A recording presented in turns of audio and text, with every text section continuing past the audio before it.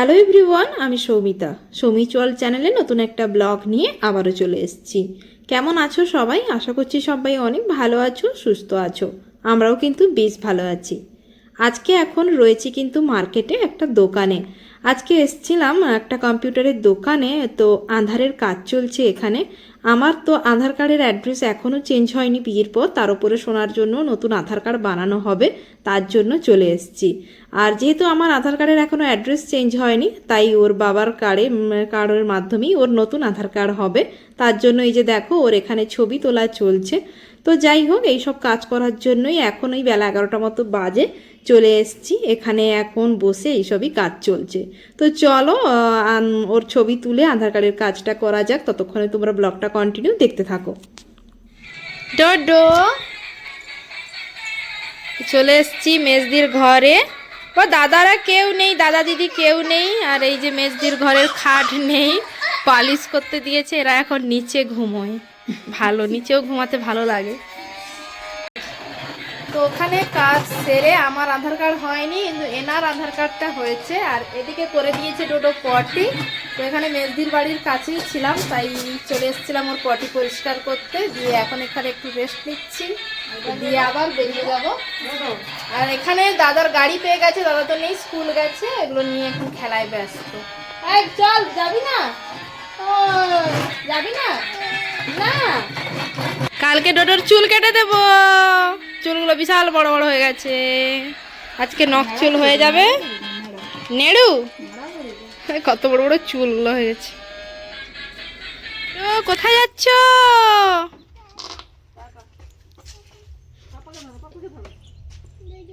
ধরে বসো, ধরে বসো, ধরে বসো। গরম গরম হয়ে গেছে। হ্যাঁ ধরো ধরো, পড়ে যাবে। টাটা ডোডো, ধরে বসো ডোডো, ধরে রাখো ওকে, আস্তে চালিও। তো ওদিকে সোনা ওর ঠাকুমার বাবার সাথে চলে গেছে একজনের নিমন্ত্রণ বাড়ি, ঠাকুর প্রসাদ, ওখানে খেতে। আর আমাদের আজকে নখ চুল ছিল, ওখান থেকে আস্তে আস্তে 12:30টা হয়ে গেছে। এসে এই যে ঘর পরিষ্কার করে স্নান টান করে উঠতেই 1:30টা বেজে গেছে। সোনাকে খাওয়াচ্ছিলাম, আর মা আর ওই যে বর্মশাই যাচ্ছিল, বললো সোনাকেও নিয়ে যাবে, তাই ও চলে গেছে ওদের পেছন পেছন। তো যাই হোক, এখন খাওয়া দাওয়া করি, প্রচণ্ড পরিমাণে খিদে পেয়েছে, 2টো তো বেজে গেছে অলরেডি। তো চলো পরে আবার দেখা হচ্ছে। দুপুরে খাওয়া দাওয়া করে তো ঘুমিয়ে গেছিলাম। এখন সন্ধেবেলা আমরা 3জনে মিলে এসেছি এখানে একটা প্যান্ডেল দেখতে। এটা ছিল সরস্বতী পুজোর প্যান্ডেল। আর এই যে ব্লগটা এখন তোমাদের সঙ্গে শেয়ার করছি, এটা ছিল সরস্বতী পুজোর 3 দিন পরে। বুঝতেই পারছো কতটা পুরনো। আসলে পরপর ব্লগগুলো এত পরিমাণে জমে গেছিলো, শেষই করে উঠতে পারছিলাম না। তার উপরে শিবরাত্রি ছিল, বাড়ির মন্দিরের পুজো, লোকজন, সেই সমস্ত কিছু নিয়ে অনেক দিন কোনো ভিডিওই শেয়ার হয়নি। শিবরাত্রির ব্লগও কিন্তু খুব তাড়াতাড়ি আসবে, তোমরা অবশ্যই কিন্তু দেখো। আর এই যে প্যান্ডেলটায় আগের দিন বর্মশাই এসেছিলো ওর কিছু বন্ধুবান্ধব নিয়ে, তো বলছিল তোমাকেও নিয়ে যাব পরের দিন, খুব সুন্দর প্যান্ডেল হয়েছে। আর সত্যি বলতে আমাদের এখানে গ্রামের ভেতরে যে সরস্বতী পুজোয় এত সুন্দর থিম প্যান্ডেল করা হয় সত্যি জানতাম না, আর সত্যি না এলে দেখতেই পেতাম না। আর যে দেখো মায়ের মানে সরস্বতী মায়ের মুখটা কতটা সুন্দর। আর সত্যি বলতে প্যান্ডেলের ভেতরে ঢোকার পর একদম সেই ছোটোবেলায় ফিরে গেলাম। এই যে দেখো পোস্টমাস্টার, ওদিকে ছিল 2 বিঘা জমি, আর এদিকেও দেখো ওই যে রয়েছে কাবুলিওয়ালা। আমরা ছোটোবেলার স্কুলে যেসব কবিতাগুলো পড়তাম না, সমস্ত কিছু এখানে সত্যি অসাধারণ করে তুলে ধরা হয়েছে। আর সত্যি 2 বিঘা জমিটা দেখে আমার এতদিন পরে সেই ছোটোবেলার স্কুলের কথাগুলো মনে পড়ে গেল। আমার কিন্তু খুব পছন্দের একটা কবিতা ছিল। আর ওপরটা এত সুন্দর করে স্লেট দিকে সাজানো হয়েছে, তো সত্যি অসাধারণ। আমার তো খুব ভালো লাগলো প্যান্ডেলটা। তোমাদের কার কার কেমন লাগলো অবশ্যই কিন্তু কমেন্ট করে জানিও। আর এই প্যান্ডেলটার মধ্যে গ্রাম্য অনেক কিছুই সাজানো হয়েছে, যে খেজুর গাছ, খেজুর গাছে হাঁড়ি বাঁধা, সমস্ত কিছু সত্যি অপূর্ব লাগলো। অনেক দিন পর এমন একটা সুন্দর প্যান্ডেল দেখলাম। তোমাদের কেমন লাগলো অবশ্যই কমেন্ট করে কিন্তু জানিও।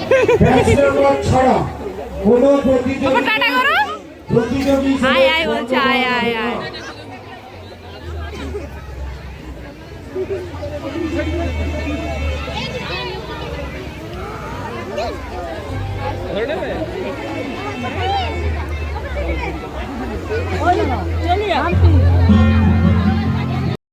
আমরা বেরিয়ে আরও অনেকগুলো প্যান্ডেল দেখেছিলাম। কিন্তু সেগুলো সত্যি দেখানোর মতো তেমন কিছুই ছিল না, সিম্পল যেমন প্যান্ডেল হয় পুজোর তেমনই ছিল।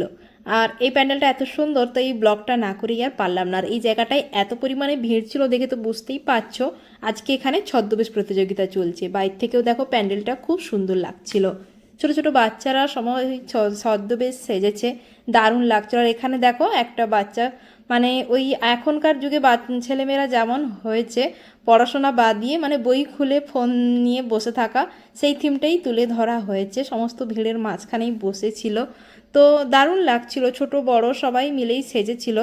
তো এখানে একটা জয় কিষান, জয় জওয়ান এরকম কিছু একটা ছিল। আর সব থেকে ভিড়ের মাঝখানে আমার ভালো লেগেছিল কিন্তু এই ছোট্ট একটা ব্যাঙের ছাতা। প্রথমে তো এত ভিড়ের মাঝখানে বুঝতেই পারিনি, হঠাৎ করে চোখে পড়ে গেল, এত কিউট লাগছিল ওই ছোট্ট একটা ব্যাঙের ছাতাকে। যাই হোক, খুবই ভিড় ছিল দেখে তো বুঝতেই পারছো, তার মাঝখানে অনেক কষ্ট করে ভিডিওগুলো করেছি। আর এখানে দেখো কিছু ভূতেরা ছিল, এখানে ওই একটা মরা পোড়ানো পোড়ানো থিম নিয়ে ওরা করছিল। আর এত ভিড়, সামনে তো যেতে পারিনি, দূর থেকেই ভিডিওটা করেছি। তো যাই হোক, বেশ ভালোই লাগলো। বেশিক্ষণ আর ওখানে দাঁড়াতে পারলাম না, প্রচণ্ড পরিমাণে ভিড় ছিল। আর পুজো পার্বণ মানে তো ছোটোখাটো মেলা বসে, আর গ্রামের ভেতরে দোকান মানে যাই হয়, টুকটাক খাওয়ার দোকান, ফুচকা দোকান, আর একটা দোকান মানে একটা দুটো ওই খেলনার দোকান, ওগুলোই বসেছে। তার সঙ্গে দেখো এই যে এখানে রয়েছে চটপটি ঘুগনির দোকান। এটাকে তো আমরা চটপটি বলি, তোমরা কি কি নামে বলো অবশ্যই কিন্তু জানিও।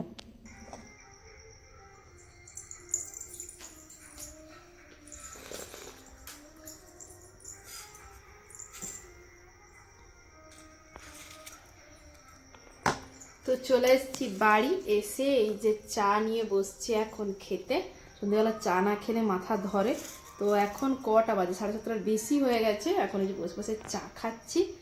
আর এই যে একজনকে দেখাচ্ছি, যে একজন কি শুকনো মুড়ি খাচ্ছিস কেন? ওকে বোতলে দুধ করে দিলাম, দেখো খাচ্ছে না। আর মেলা থেকে কি কিনে এনেছিস দেখা, তোর ফোন, নতুন ফোন দেখা। যা যা নিয়ে নিয়ে ছুট ছুট, ওটা নিয়ে যা, যাও যাও যাও যাও, আমি নিয়ে নেবো, নিয়ে আসো। এইটা নেবে বলে মেলায়, এটা কি, এইটা নিয়ে আসো। হ্যাঁ আনো আনো আনো আনো আনো। এটা দোকানে দেখে তখন থেকে আড়ি নাকি ওটাই নেবে, ধের তো খেলবে, হ্যালো হ্যালো হ্যালো করে যাচ্ছে এটা নিয়ে। এইটা এরকম হয়, এটা দিয়ে খেলতে পারিস। এটা নেবে তখন থেকে কান্নাকাটি, বললাম বেলুন কিনে দিই না, ইটাই দাও তাকে। এটা কে কিনে দিয়েছে? টোটো মা কিনে দিয়েছে, বাবা কিনে দেয়নি, দেয়নি। তুমি তুমি ঠাকুর দেখেছো? হ্যাঁ। তো চলো এখন চাটা খেয়ে নিই, তারপর চারপাশ এদিক ওদিক সব পড়ে আছে, গোছগাছ করবো। দাও ইয়া।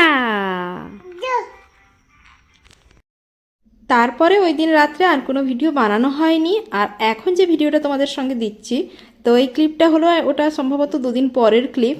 সোনার চুলটা কাটছিলাম, আসলে আমাদের তো মৃতাসুচ পড়ে গেছিলো, তার জন্য চুলোর কাটতে পারিনি। তো সেই জন্য দেখো মানে আমাদের অসুচ কাটতে তার একদিন পরে বাবার বাড়ি এসেছিলাম একটা কারণে। তো ওই যে বাবার বাড়ির পাশেই সেলুনে এখন সোনাকে নিয়ে চলে এসেছি চুল কাটতে। আর সোনা মানে প্রথমে ভেবেছিলাম হয়তো খুবই ও কান্নাকাটি করবে, কাটতে দেবে না, কিন্তু দেখো একদম ভদ্র ছেলের মতো ভালোভাবে চুলটা কেটে নিল। প্রথমে তো মেশিন দিয়ে চুলটা সাইজ করে দিয়েছে, এখন একটু কাঁচি দিয়ে একটু ঠিকঠাক করে নিচ্ছে। আর একদম শান্ত ছেলের মতো বসে রয়েছে। আর ওর হেয়ারস্টাইলটা কেমন লাগলো অবশ্যই কিন্তু জানিও। তো চলো আজকের মতো ব্লগটা এখানেই এন্ড করছি, টাটা, সবাইকে ভালো থেকো, সুস্থ থেকো।